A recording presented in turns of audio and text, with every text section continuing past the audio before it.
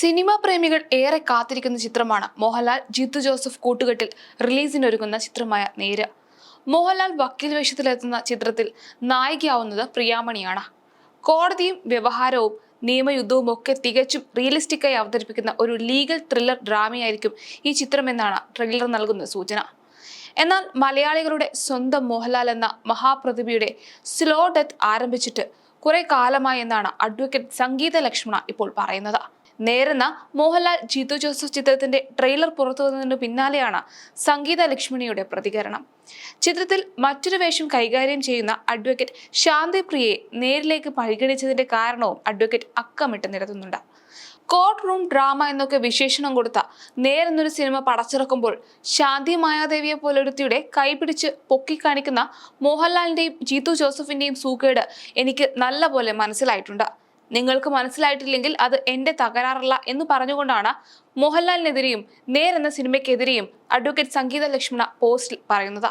അഭിഭാഷക വൃത്തിയിൽ ശാന്തി മായാദേവിയേക്കാൾ പ്രവൃത്തി പരിചയവും പ്രാഗൽഭ്യവുമുള്ള advocate T B. Mini, advocate Vimala Binu, advocate Asha Unnithan എന്നിവരെ എന്തുകൊണ്ട് സിനിമയിൽ എടുത്തില്ല എന്നാണ് അവർ ചോദിക്കുന്നത്.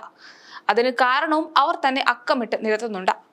ദൃശ്യം സിനിമ പോലും വളരെ കഷ്ടപ്പെട്ടാണ് താൻ കണ്ടതെന്നും സിനിമയുടെ നിലവാരവും തന്റെ ആസ്വാദന തലവും സിങ്ക് ആവുന്നില്ല എന്നും അവർ പറയുകയുണ്ടായി. ഹൈക്കോടതിയിൽ തന്റെ ജൂനിയർ സഹപ്രവർത്തക കൂടിയായ അഡ്വക്കേറ്റ് ശാന്തിപ്രിയ സിനിമയിൽ പറയുന്ന ഇംഗ്ലീഷ് പൊട്ടത്തെറ്റാണെന്നും സംഗീത ലക്ഷ്മണ പറയുന്നുണ്ട്.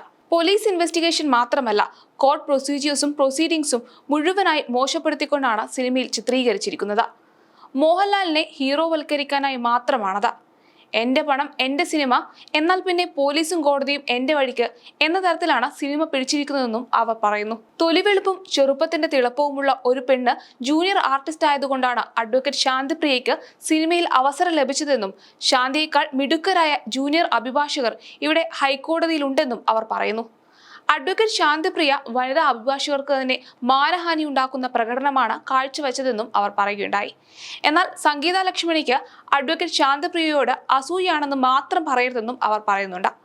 ഒരു മനുഷ്യജന്മത്തിലേക്ക് മാത്രമല്ല, ഒരു അഭിഭാഷകയ്ക്ക് ആവശ്യമായ മാധ്യമ ശ്രദ്ധയും മാധ്യമ പരിലാളനവും പല വഴിക്കും ലഭിക്കാനുള്ള മഹാഭാഗ്യം തനിക്കുണ്ടായിട്ടുണ്ടെന്നും ഭർത്താവില്ല എന്നത് ഒരവസരത്തിലും ഒരു വനിതാ അഭിഭാഷകയ്ക്ക് പോരായ്മയല്ല എന്നത് തന്റെ ജീവിതം കൊണ്ട് താൻ തെളിയിച്ചതാണെന്നും സംഗീത ലക്ഷ്മണ പറയുന്നു.